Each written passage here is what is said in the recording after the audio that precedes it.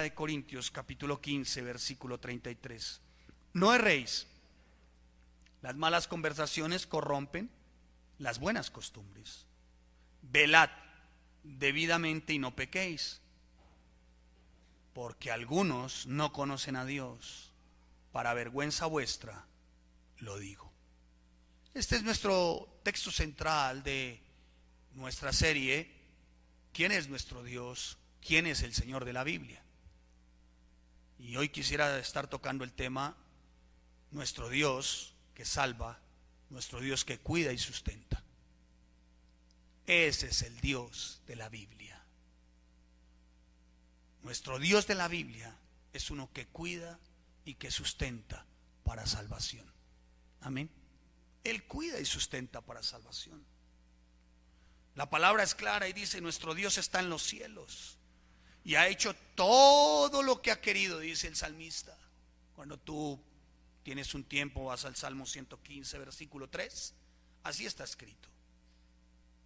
Y el salmista da una mirada, pareciera como muy simple, pero efectiva, a la esencia de lo que es nuestro Dios. Nuestro Dios, nuestro amado Señor, el de la Biblia, es soberano. Soberano para cuidar, para sustentar, para salvación. Las Escrituras exaltan una y otra vez ¿quién es ese Señor? ¿Quién es ese Dios soberano? ¿Quién es ese Dios que tiene la soberanía sobre su creación? En el Salmo 135, en el versículo 6, el salmista expresa con especial atención, dice, el Señor ha hecho todo lo que ha querido en los cielos y en la tierra y en los mares y en todos los océanos. O sea, Él tiene el control absoluto y total de todo. Él es nuestro Dios soberano. Y ya veremos por qué para nosotros es de gran bienaventuranza contar con el Señor de la Biblia, con el que cuida y sustenta para salvación. El apóstol Pablo también se lo expresó a los efesios. El apóstol Pablo a los efesios les recordó un día y les dijo, nuestro Dios es aquel que realiza todas las cosas conforme al consejo de su voluntad. O sea, es como a Él le place, quiere, en su omnipotencia, en su omnisciencia, en su omnisapiencia. Pero sabe, siempre lo va a hacer a favor de nosotros. El Señor de la Biblia, el Dios de la palabra, es un Dios que sustenta y que cuida para salvación, para preservar nuestras almas para vida eterna. Lamentable es que hoy, dice la palabra, para vergüenza, lo digo, dice el apóstol, muchos no saben quién es el Dios de la Biblia. Muchos desconocen quién es el Señor de la palabra. Muchos se han limitado a simplemente a contar sus experiencias, fábulas y cuentos, desconociendo la completa soberanía, la completa omnipotencia, la completa omnisciencia del Señor de la Biblia. Y se han desviado. Y las doctrinas de error hoy pululan, hoy nacen, hoy se expanden como una terrible infección. Mi amado hermano, el punto es muy claro. Y lo describió el apóstol Pablo cuando lo estudiamos en el capítulo 11 a los Romanos. Y de Él y por medio de Él y para Él son todas las cosas. Es por Él. La voluntad humana no es verdaderamente libre si puede ser controlada por un decreto divino irresistible. Se lo explico de esta manera. Todo es por Él, todo. Pero Él nos dio un libre albedrío. Claro, Él es soberano, Él lo controla todo, sí, pero no diseñó robots. Ahora bien, escuche lo siguiente, como nosotros como humanos, libres porque lo somos, ¿somos libres? Amén. ¿Tenemos libertad? Amén. Si Él nos controlara, por obligación, estaría en contra de su propia naturaleza. ¿Me estoy haciendo entender? Porque aunque nos creó, aunque nos diseñó, nos dio una libertad, pero no nos somete, no nos obliga, no se porta como un juez tirano y duro. Nos puso unos límites, es verdad. Y en medio de eso de ser libres tenemos una responsabilidad. Y en medio de esa libertad también hay unas consecuencias que debemos asumir. Escuche, escúcheme bien, si no nos comportamos a la manera, o mejor, si no llevamos una conducta a la manera de los principios, preceptos y mandamientos que Él nos dejó. Escuche, no obliga a nadie. No obliga a nadie, no somete por obligación como juez tirano. Déjeme hacerle una ilustración a dónde quiero llegar. Ayer anoche hablé con mis hijos.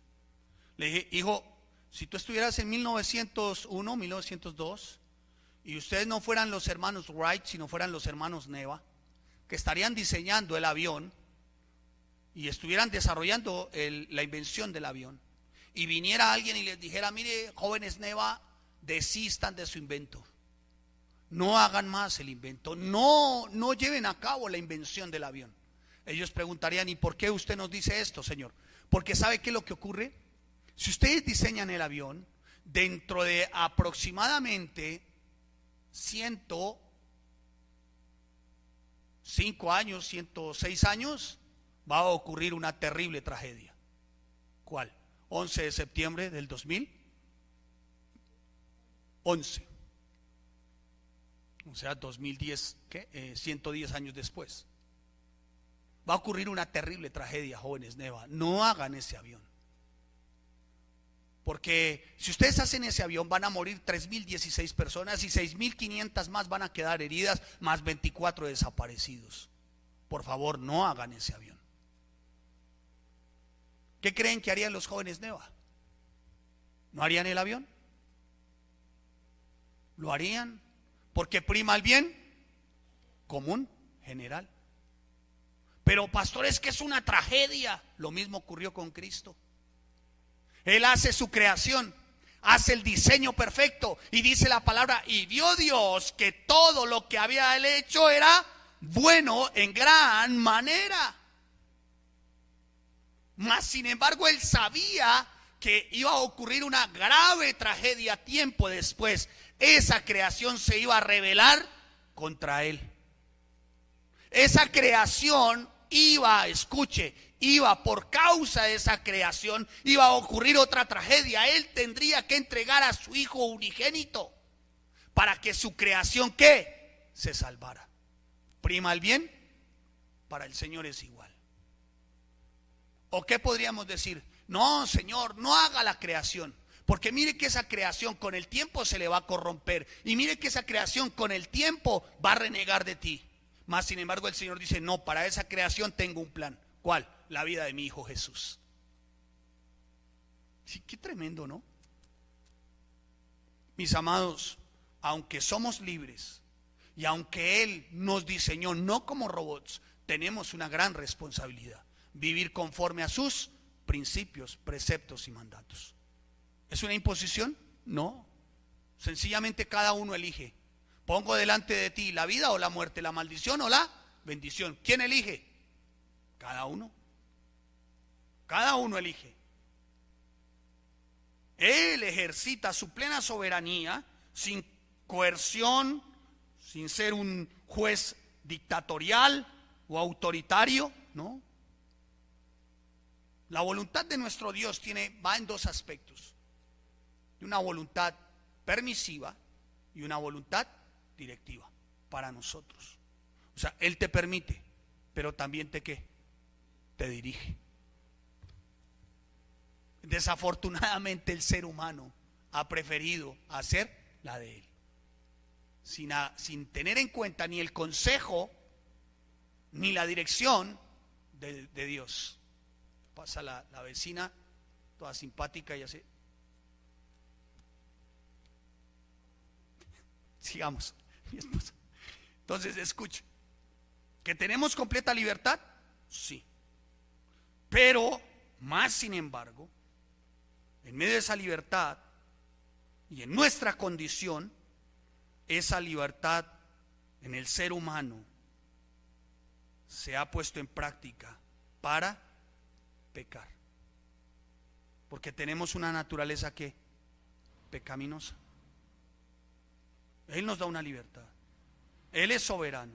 Mas sin embargo nosotros en nuestra naturaleza determinamos hacer mal, determinamos pecar. Pero entonces el Señor, ¿por qué nos creó con todo y pecado? No, escuche, Él simplemente vio que todo era bueno en gran manera. Entonces, ¿de dónde provendrá la maldad del hombre?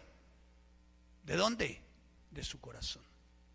La tendencia del ser humano a pecar, a no reconocer la soberanía y a no dar buen uso a la libertad con la que Él nos creó. Y como no damos buen uso y no dimos buen uso y pecamos, Él ya tenía un plan para nosotros. Y el plan es Jesucristo. O sea, ahí vemos la soberanía, vemos el sustento y vemos el cuidado del Señor para con nosotros. Amén. ¿Estamos viendo el cuidado y la soberanía?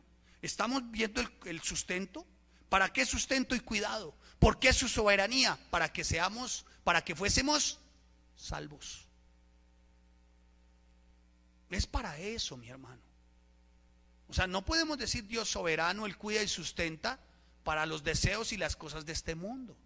Él es soberano, cuida y sustenta para que seamos salvos, para que fuésemos salvos. Ay, hermano, como humanos nuestras preferencias siempre han sido como con esa tendencia a pecar, ¿no? Si eres libre, y como la gente cree y se considera libre, aún dentro de las iglesias, es lamentable. Y la tendencia es pecar. Y la tendencia es ir en contra de los principios, preceptos y mandamientos. Y después muchos se están quejando, ¿y por qué Dios? ¿Y por qué Dios? ¿Y por qué Dios? Y reclamándole a Dios cuando el pecado los alcanzó y las consecuencias las están viviendo a causa de ese pecado. Mas sin embargo Él crea un plan. Y el cordero sin mancha es puesto en la estaca de la ejecución,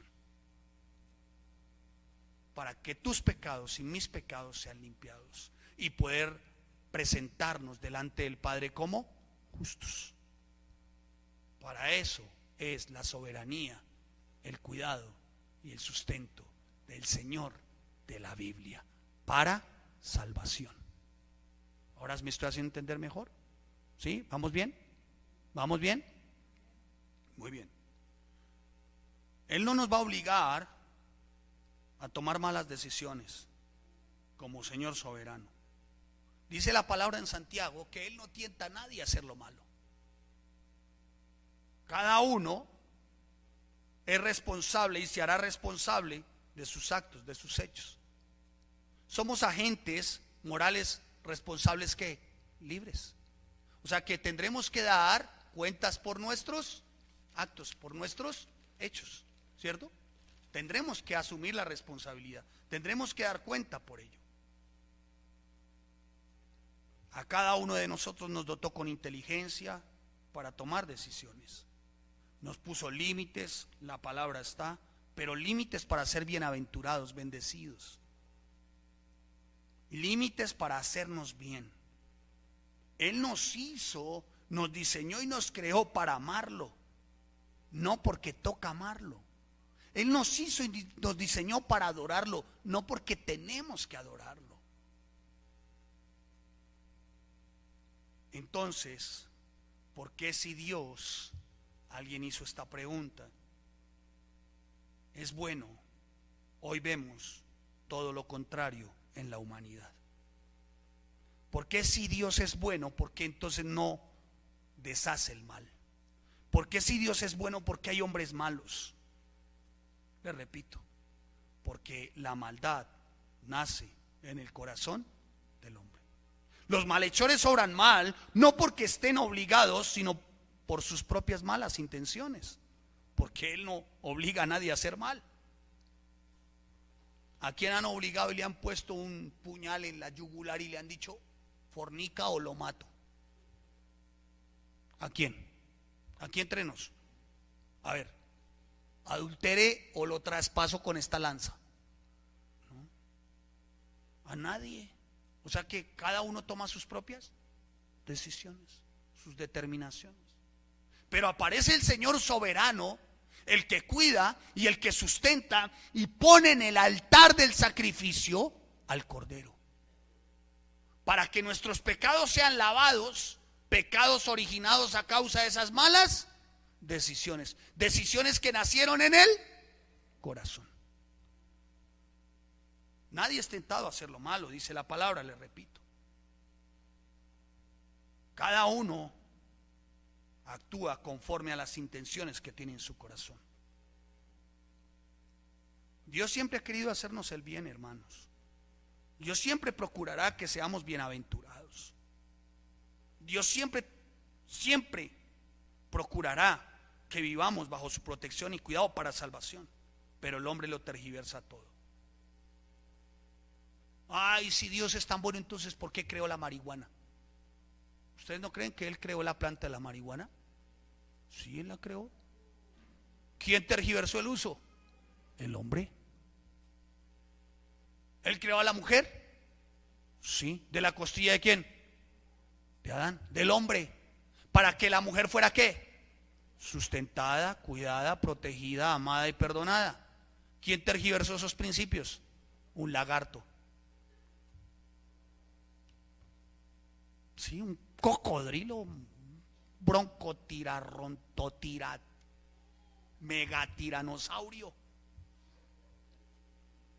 Porque Él no nos diseñó así.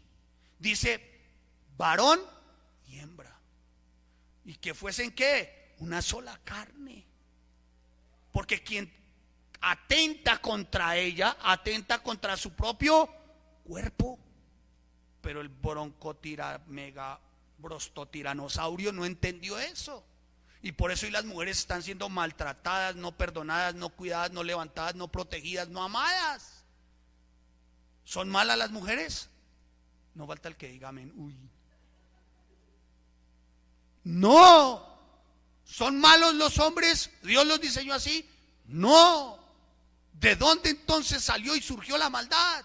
De su corazón. De su corazón.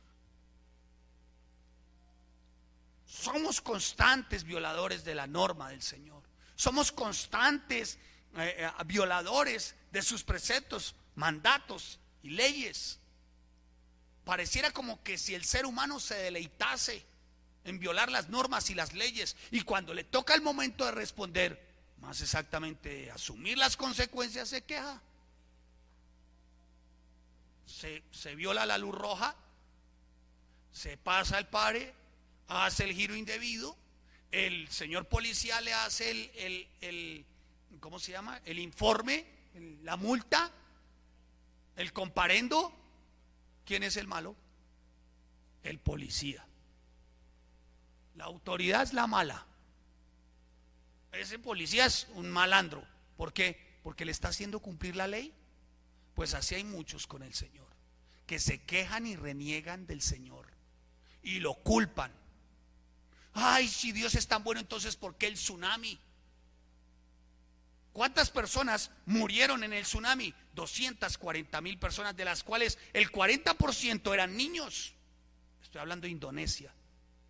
Y cuando usted entra al Google y le da costumbres que tienen los indonesios para con los niños, usted dice, Dios mío, qué atroz, qué atrocidad. Escuche, estaba dentro de la voluntad, dentro de la soberanía, dentro del amor, dentro del cuidado, dentro del sustento del Señor, llevarse esos 100,000 niños. ¿Sabe por qué? Porque en Indonesia les empiezan a enseñar desde chicos inmoralidad sexual. Hay un culto al miembro viril y va por todas las calles como una procesión. No miren todavía el Google, después lo miran. Después entran a la página, le dan Google, denle Google y colóquela ahí, costumbres y hábitos que se hacen con los niños en Indonesia. Les enseñan a ser inmorales sexuales desde pequeños. Los enseñan a ser idólatras desde pequeños, a adorar otros dioses. Tanto que hace poco vi en CNN que en una de estas poblaciones ya consideran una niña de 4 años la nueva diosa de la pureza. Y la disfrazaron y la maquillaron y todo, en un carruaje, hermanos. Y la gente toda alrededor, y niños todos alrededor de la nueva divinidad, de la nueva deidad. ¿Tendría Dios que obrar de esta manera? ¿Sí o no? Sí. Por su misericordia y su gracia dijo: yo me llevo estos 100,000. ¿Y sabe esos 100,000 dónde están? Con Él. Con Él, disfrutando de su presencia. 100,000 que Él se llevó porque son suyos. Porque la palabra dice que Él no vino, escuche, para condenar al mundo, sino para salvar lo que se había perdido. En las Torres Gemelas, ¿cuántas vidas se perdieron? De 6,000 heridos y alrededor de 3,016 muertos, incluyendo 24 desaparecidos. Y la gente dirá: ay, pero ¿por qué Dios permite eso? ¿Y por qué Dios? ¿Y por qué Diosito siendo tan bueno? ¿Y por qué Dios? ¿Ustedes no creen que ahí dentro de esas 3,016 víctimas habían creyentes? Ay, ¿por qué Dios permitió que un creyente muriera así? Luego, no es que era creyente, precisamente por eso.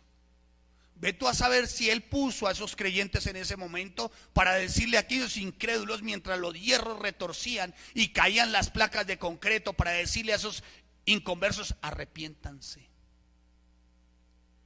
Y antes de caer el concreto, los hierros, o alcanzarlos el fuego, Él ya se había llevado su espíritu y su alma.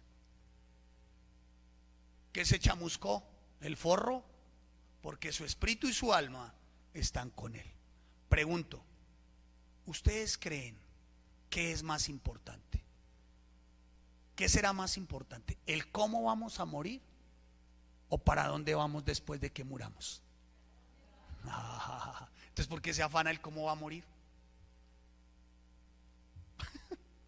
Todos vamos a morir, ¿o no? Ay, es que es una tragedia.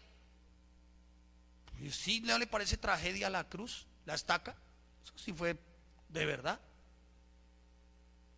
¿Qué le preocupa a usted? ¿Cómo va a morir?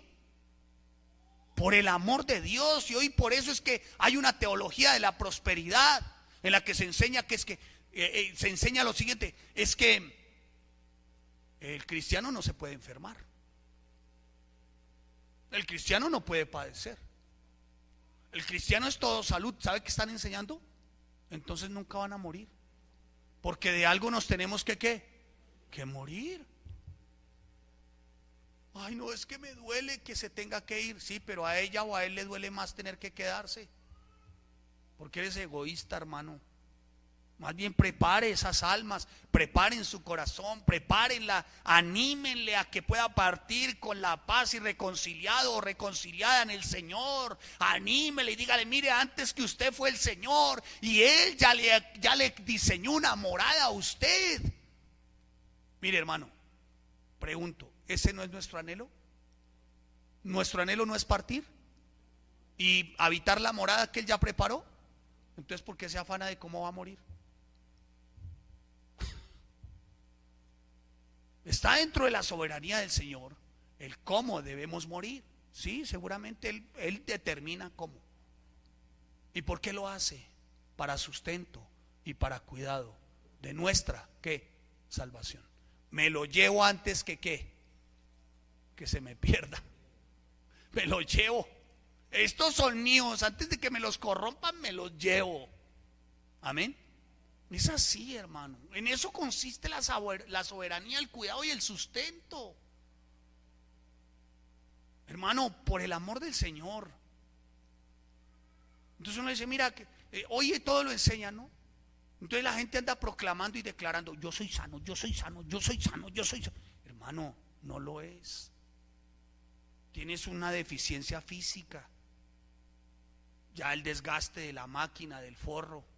Más bien prepárese para estar a cuentas con su Señor, y aprovechemos estos tiempos de gracia para que llegado el día podamos más bien poner coronas a sus pies, estando en las bodas del Cordero, para que llegado el tiempo más bien tengamos en nuestra mano una piedrecita blanca, como dice Apocalipsis, y en esa piedrecita nuestro nombre inscrito. Esa debe ser nuestra gran preocupación. Amén. Mientras tanto, que corra la palabra, hermano, que siga la palabra. ¿Sabe? Hay tanta preocupación por el cómo se va a morir que la gente, pero es que se vuelve egoísta, egocéntrica, y piensan en ellos mismos y para ellos mismos. Y resulta que dentro de la soberanía del Señor, dentro del cuidado y el sustento, a nosotros los creyentes, y para nosotros los creyentes es necesario pasar por ciertas situaciones para también dar testimonio del Dios Altísimo. Amén. Es así. No hace mucho tuvimos un hermano aquí en la iglesia, y digo hermano porque fue hermano, cáncer gástrico, 4 meses, chao. Chao, hermano, bye. De una vez, tire la pata de una vez, bye. ¿Sabe por qué? Tenía seguro para dónde iba. Y aparte de eso, en ese lecho de enfermo, ¿sabe qué hacía? Pidió una Biblia. Y desde ese lecho de enfermo, con todo y Biblia, le decía a su familia: arrepiéntanse. En eso consiste la soberanía, el cuidado y el sustento del Señor para nuestras almas. ¿Qué te preocupa, hermano? Hagamos tesoros en el cielo. Allá ni el orín ni la polilla, nada corrompe, nada se daña. ¿Qué te aferras tanto a este mundo, hermano? Por aferrarse tanto a este mundo es que la gente ya ni sale, porque cuidan tanto su propia vida. Es que es mi vidita, y es que si sale, no, es que si salgo me da smog. No, es que si salgo me entra frío en el pechito. No, es que si salgo se me moja el pelo y se me encrespa. Ay, cuidan tanto su propia vida, hermano, cuando esta vida no es ni para nosotros mismos. Esta vida, el Señor, porque aquí somos extranjeros, nuestra vida está en nuestra ciudadanía, la eternidad con Él. Aquí somos pasajeros. Aquí vamos a volver de donde venimos. ¿A dónde? Al polvo. Entonces, mi hermano, mientras pasan los días, aprovéchelos. ¿Cómo? Anunciando al Rey de Reyes y Señor de Señores, anunciando su majestad, su gloria, su justicia. Anúncienlo. ¿Qué hace tan preocupado que no se le moje el pelo porque se le encrespa? Por el amor del Señor, hermano. No. En eso consiste la soberanía, el cuidado y el sustento. ¿Para qué?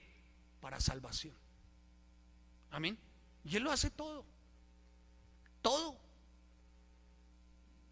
Yo no sé cómo será un avión a 900 kilómetros por hora, con la punta hacia abajo, la punta del avión hacia abajo, a 900 kilómetros por hora. Yo creo que ahí habían cristianos, sí, seguramente orando.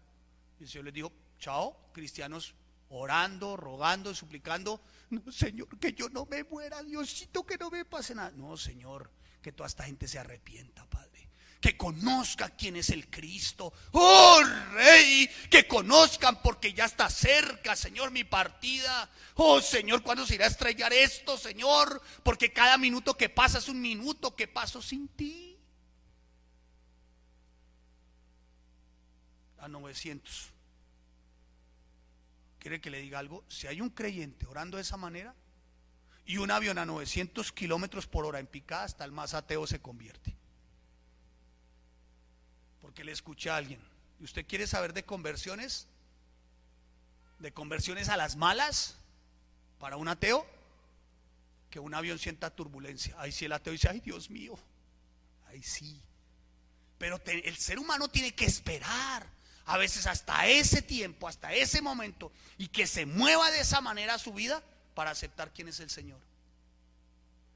Por eso entienda lo siguiente: si hay cosas que ocurren alrededor y pueden ser muy duras y muy tremendas. No intenten su lógica. Voy a hablar de mí.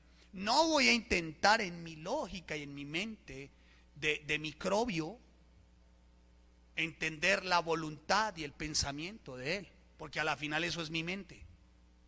Intentar entender la soberanía, el cuidado y el sustento en esa soberanía de parte del Señor, y como Él actúa, intentar entenderla, es un microbio, es una mente de microbio. No va a caber su pensamiento en mi mente.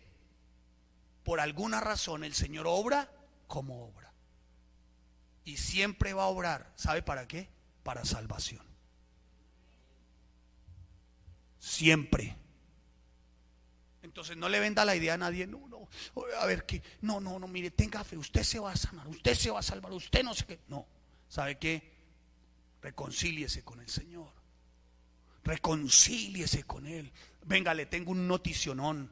Leamos el capítulo 22 de Apocalipsis. Mira lo que te puede esperar si te reconcilias con Él y empiezas a hablarle de la venida, de cómo está cerca de Cristo y la nueva tierra nueva,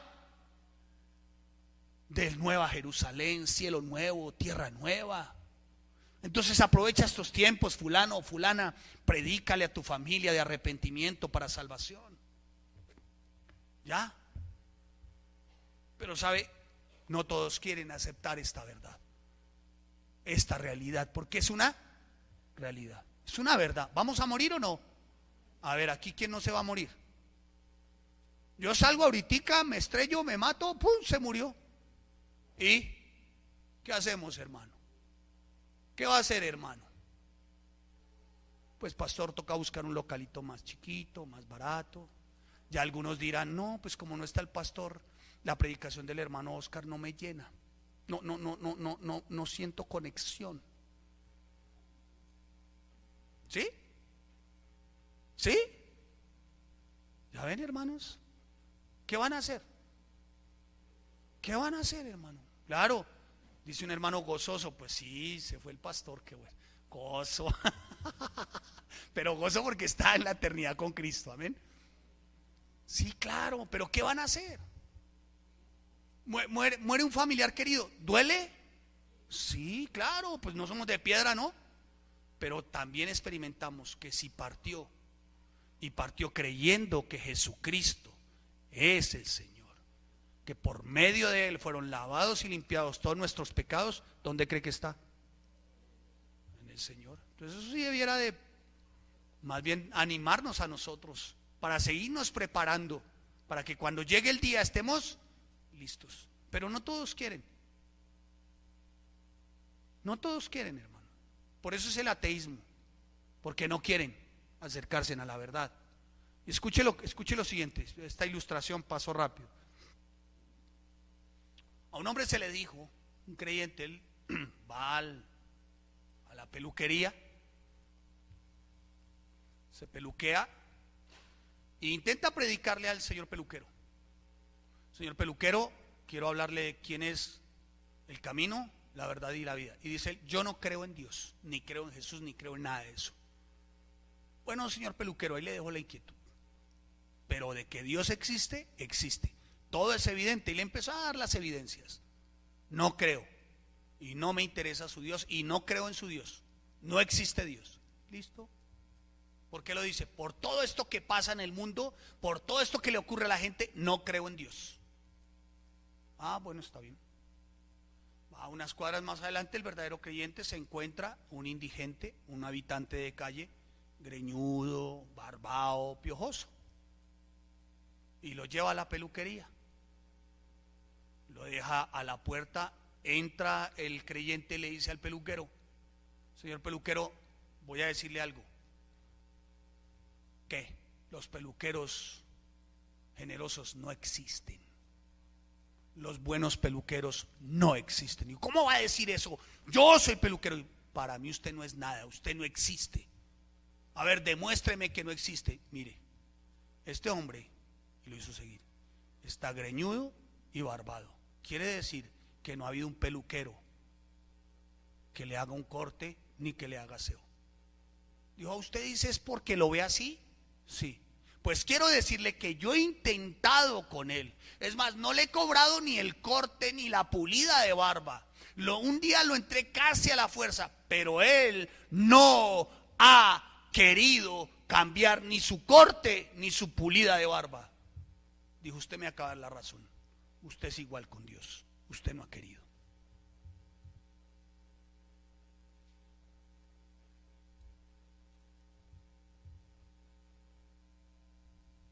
No han querido.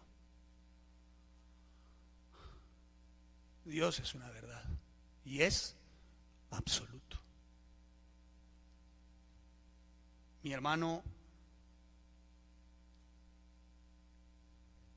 es tan necesario hoy poder entender el verdadero evangelio.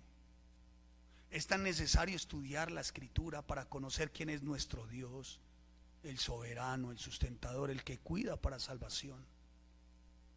Porque la verdad, hoy, incluso dentro de la iglesia que dice ser cristiana, no quieren. Prefieren mantener barbados y greñudos. Con tal de que les cuenten fábulas y cuentos, mantener así. Pero no quieren. No quieren, hermano. Que el Señor nos ayude, hermano, en estos tiempos. Y podamos entender su soberanía. Que Él lo hace para cuidarnos y preservar nuestras almas. Que Él lo hace para traer salvación. Para eso es su soberanía. Él tiene el control de todo y es para eso mismo.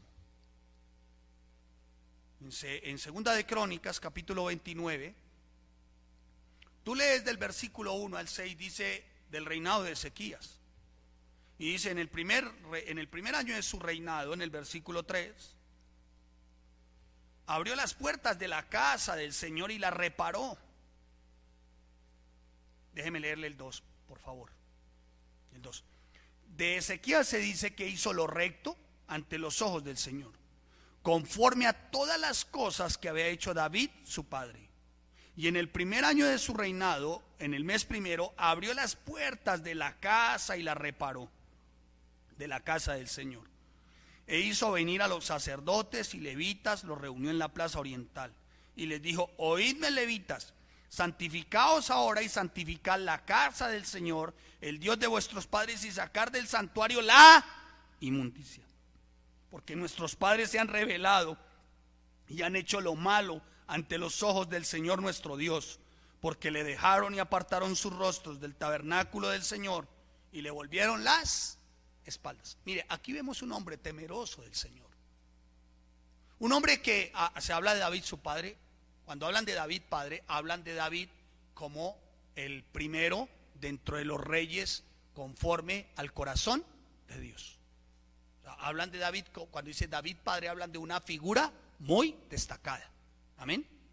Pero mire que vemos un hombre piadoso, un hombre creyente, un hombre que determina decir, oiga, abramos las puertas. ¿Por qué? Porque antes las habían cerrado. Oiga, no tengamos más ídolos. ¿Por qué? Porque se tenían ídolos. Y dice que este hombre hizo todo lo recto. ¿Delante de quién? De Dios. Ahora, mire, dice que hizo todo lo recto. Vaya al 28:1. ¿Quién era el papá de Ezequías?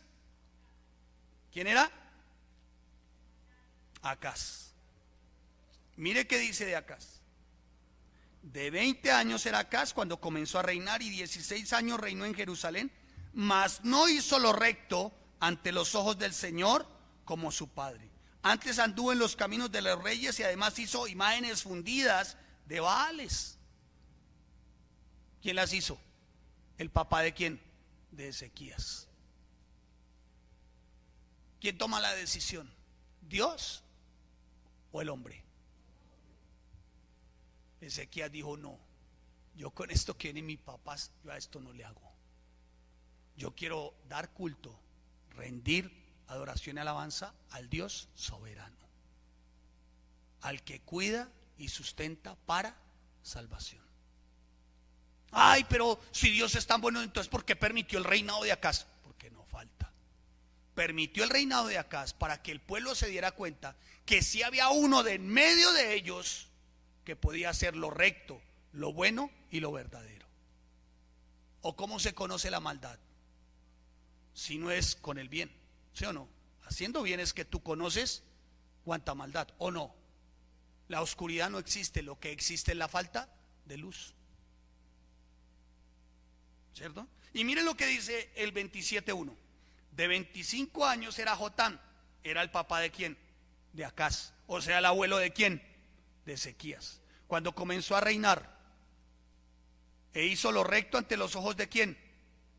Del Señor, conforme a todas las cosas, ¿sí? Pero el pueblo continuaba ¿cómo? Versículo 2, corrompiéndose. Otro hombre, pero el pueblo seguía como corrompido. Y revise usted el 26. Entonces todo el pueblo de Judá, o sea, el tatarabuelo de quién? De Ezequías, Usías, edificó a Lot y la restituyó. De 16 años Usías, ¿sí? E hizo lo recto ante los ojos de Jehová conforme a todas las cosas que había hecho Amasías su padre. Y persistió en buscar ¿a quién? A Dios. Pero mire lo que dice en el 16. Mas cuando ya era fuerte, su corazón ¿qué? Se enalteció. ¿Se enalteció para qué? Para su ruina. Porque se rebeló contra el Señor, entrando en el templo del Señor para quemar incienso en el altar del incienso.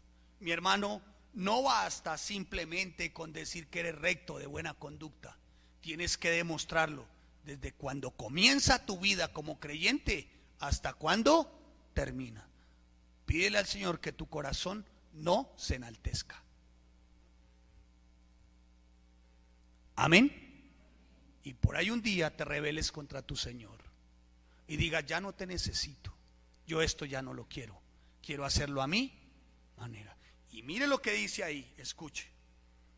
Mire, por todo esto, que ustedes después lo ven, que quemó incienso, hizo lugares consagrados a otros dioses, y en el versículo 21 dice: así el rey Usías fue leproso hasta el día de su muerte, y habitó leproso en una casa apartada, por lo cual fue excluido de la casa del Señor. Qué tremendo, hermano. Entonces mire, mi hermano, no basta con decir que soy, tengo que dar evidencia de lo que digo que soy. Amén. A pesar y de las circunstancias, de la situación, porque el Señor es soberano y Él cuida y sustenta, pero para salvación. Permitió todo esto para que un remanente en tiempo de sequías se salvara. ¡Ay, qué soberano! ¡Qué soberano! ¿Te cabe eso en la cabeza? A nadie le cabe eso.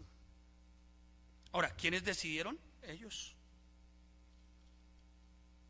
Y ves tú a Usías, que Usías también tuvo ¿qué? Un papá que se llamó Amasías en el 25:1. También hizo lo recto.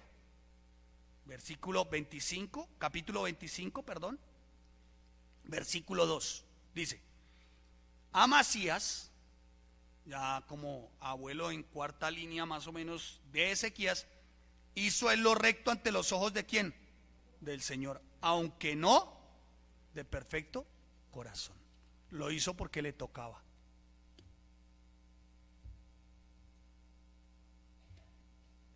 ¿Por qué lo haces tú? ¿Por qué aceptas tú la soberanía de Él? ¿Porque te toca? ¿Por qué los principios, preceptos y mandatos? ¿Porque te toca? ¿Porque es obligación? Hermano, sus mandamientos son para que nos deleitemos. Amén.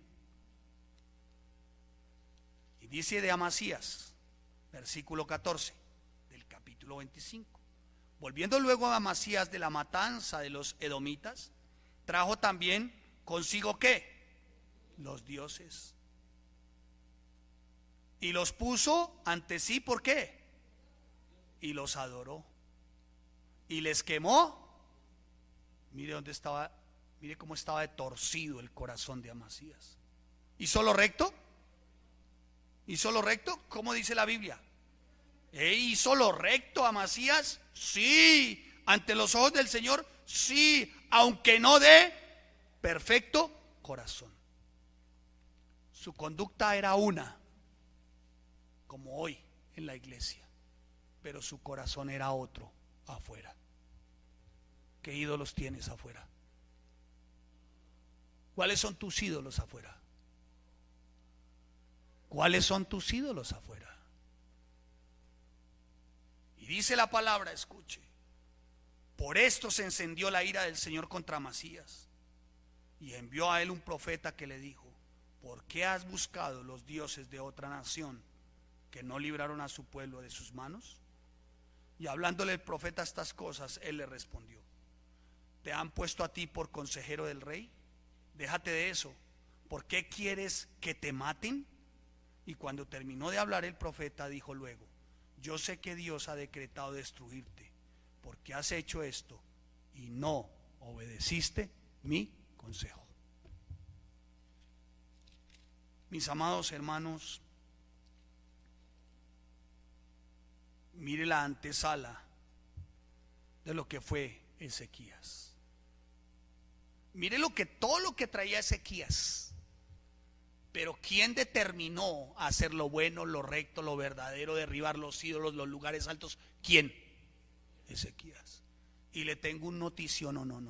Tú dices, o sea que Ezequías, la recompensa de Ezequías fue absoluta, total. Uy, Señor, qué verdadero creyente. Mira, tan verdadero creyente. Déjeme leerle aquí 29, volvamos al 29:10. Mire lo que dice Ezequías. Ahora pues yo he determinado. ¿Quién determinó? Ezequías. No, sí está bien, está bien. Uno determina. Muy bien. Dice que él ofreció holocaustos en el 29. Dice que llamó a los levitas para que alabasen al Señor. Dice que consagró todo para el Señor. Dice el 32 que fue el número de holocaustos muy grande, o sea que todo el mundo diezmó, ofrendó, dio todo de lo mejor. Dice el 35 que hubo abundancia, grosura de ofrendas. O sea que Ezequías hizo todo como para que el Señor lo premiara. ¿Sí o no? ¿Sí? Para que fuera prosperado, muy bendecido. ¿Ustedes qué dicen? Sí, pues bueno, vaya, mire el versículo 32, el capítulo 32, versículo 24.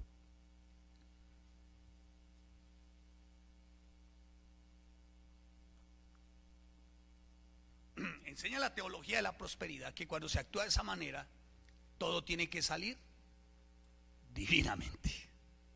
Salud, dinero, riquezas, de todo, hermano. Pida lo que quiera, reclame, decrete, baje del trono. Sí, cómo no. Ya voy, Sofonías. Dice la palabra: en aquel tiempo, ¿qué pasó con Ezequías? Y se enfermó, ¿cómo? De muerte. Y oró al Señor, quien le respondió y le dio una señal.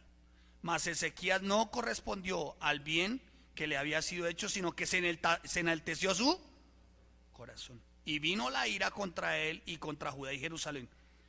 Pero Ezequías, después de haberse enaltecido, su corazón se humilló, él y los moradores de Jerusalén. Y no vino sobre ellos la ira del Señor en los días de ¿qué? De Ezequías. Ahora bien, déjenme leerles en Segunda de Reyes, capítulo 20. Déjenme hacerles el registro de cómo fue exactamente lo que le dice el Señor en medio de esa enfermedad. Segunda de Reyes 20. Entonces, en aquellos días Ezequías cayó enfermo de muerte y vino a él el profeta Isaías, hijo de Amós, y le dijo: Jehová dice así. ¿Cómo dice? ¿Cómo dice? Ordena que tu casa, porque morirás y no vivirás. Mi hermano, usted y yo tendremos que morir algún día, y no importa cómo ni cuándo. Ordena tu casa mientras tienes tiempo de gracia. Ordena tu vida, ordena cada área de tu ser, para que llegado el día te puedas presentar a Dios como verdadero hombre aprobado, mujer aprobada. ¿Sabe qué le estaba diciendo el Señor a Ezequías? Me lo llevo, pero le voy a dar un chance. Ordena tu casa. Pero ¿cómo así, pastor? Si hizo lo recto, lo bueno, lo verdadero, derribó ídolos, derribó todo. Le faltaba una sola cosa: ordenar su. ¿Lo pueden entender o no? ¿Vamos entendiendo la soberanía o no? ¿Va entendiendo para qué es el sustento y el cuidado? ¿Sí? Para salvación. Mira, Ezequías lo entendió, y Ezequías cayó enfermo, y dice de muerte. Mas sin embargo, dice la palabra: porque morirás y no vivirás. Y escuche lo siguiente: entonces él volvió su rostro a la pared. ¿Quién? Ezequías. Y oró al Señor y le dijo: te ruego, Señor, te ruego que hagas memoria de que he andado delante de ti en verdad y con íntegro corazón, y que he hecho las cosas que te agradan. ¿Y sacó pecho Ezequías? No, dice, lloró Ezequías con gran lloro. Y antes que Isaías saliese hasta la mitad del patio, vino palabra del Señor a Isaías diciendo: vuélvele y di a Ezequías, príncipe de mi pueblo, así digo yo, así dice el Señor Dios de David tu padre: yo he oído tu oración. ¿Él escucha las oraciones? Sí. ¿Para que no se muera? Póngale cuidado y verá, escuche y verá. Yo he oído, ¿cómo dice? Tu oración. Y he visto tus. He aquí, yo te sano. Al tercer día subirás a la casa de ¿quién?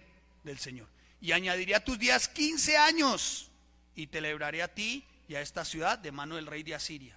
Escuche lo siguiente: ¿cuántos años le dijo? 15. No le dijo: te voy a añadir 1000 años, 100 años.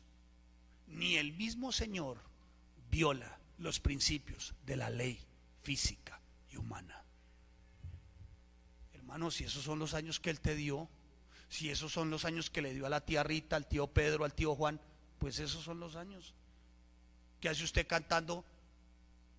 Hasta el año 3000. No se engañe, hermano. Eso es muy menso el que canta eso, ¿no? Qué menso, o sea, eso es un ateo. En serio, una mano de ateos, hermano. Hasta el año 10.000. Por el amor del Señor, Él no nos va a añadir más de lo que Él sabe que podemos nosotros vivir, porque Él no viola sus propias leyes físicas, las que Él estableció. Entonces prepare el corazón de su familiar, prepare su corazón, dígale a su familiar, a su conocido, al que sea: ordene su casa, ordene su vida. ¿Me estoy haciendo entender? Y escuche lo que dice la palabra. De los dos personajes de la palabra, Ezequías, Nehemías en el Antiguo y Pablo en el Nuevo, pero toda la palabra es inspirada por el Señor, damos gloria a Él. Escuche: ordena tu casa porque morirás. ¿Por qué qué? Morirás. Hoy nos enseña que la gente se muere. Y no, por si te quedan dudas, Ezequías, dos cositas te aclaro: morirás y no vivirás. Sí, porque si le dice que no morirás, solamente de pronto Ezequías piensa otra marihuanada y resultan otras cosas. Digo, morirás y no vivirás. Y escuche lo que dice la palabra: te ruego, Señor. O sea que Ezequías entendió algo: tenía que ordenar su casa. Le faltaba algo a Ezequías. Señor, que no parta ya, me falta algo. Señor, que no parta ya, faltan almas. Señor, que no parta ya, falta desarrollar el ministerio. Señor, que no parta ya, falta proclamar la palabra. ¿Para qué le estás pidiendo a Dios días de vida? ¿Para qué? Si no es para ordenar tu vida, para ordenar tu casa, la casa de Él, tu casa, tu vida. Esto hace parte, escuche, mi hermano, de la soberanía, el cuidado y el sustento del Señor para salvación. ¿Sí lo podemos entender? ¿Sí lo podemos entender? Entonces, mi hermano, el problema no es cómo voy a morir. Algunos dirán, ay, yo quisiera morir con la Biblia en la mano, así, y por ahí que yo me toque el piano con dos ángeles, Josué y Aldo, a los lados con dos trompetas. Ay, así quisiera morir. Hermano, bueno, no faltará el Josué o el Aldo que diga, no, yo no voy. Escuche, mi hermano, ¿qué importa cómo vas a morir? Aquí lo que interesa es que debes ordenar tu casa. Y que todo lo que te ocurre es porque el Señor está llamando tu atención como soberano para preservarte y cuidarte, sustentarte para salvación. Todo está ocurriendo para que dependas, para que vivas por Él, para Él y en Él. Es para eso. Menso. Ustedes no, otros que escuchan afuera. Si esas circunstancias se están dando es porque el Señor te está llamando. Ordena tu casa.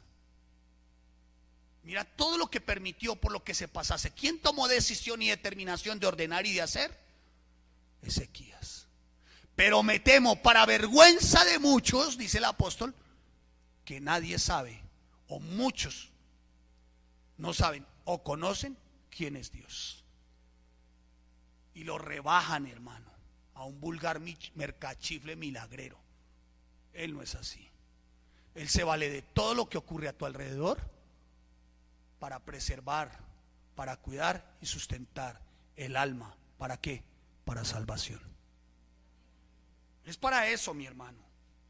Su soberanía siempre va a obrar a nuestro favor. Siempre. El objetivo, uno solo: salvación. Amén. Ahora, el Señor no abandona al ser humano. ¿Se acuerdan del peluquero? Él no abandona al ser humano. Escuche, Juan capítulo 3 versículo 16. Una demostración de que Él no abandona al ser humano.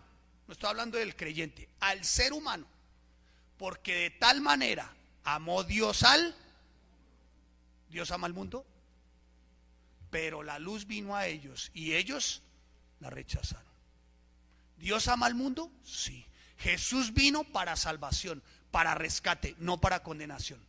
Pero amaron más las tinieblas que la luz, para que todo aquel que en Él crea. El único que no se pierde es el que cree. ¿En quién? En Jesucristo.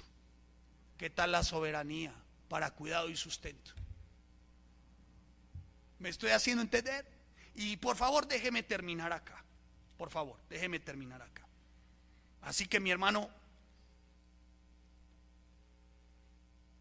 nuestra preocupación no debe ser el cómo, sino para dónde. Amén.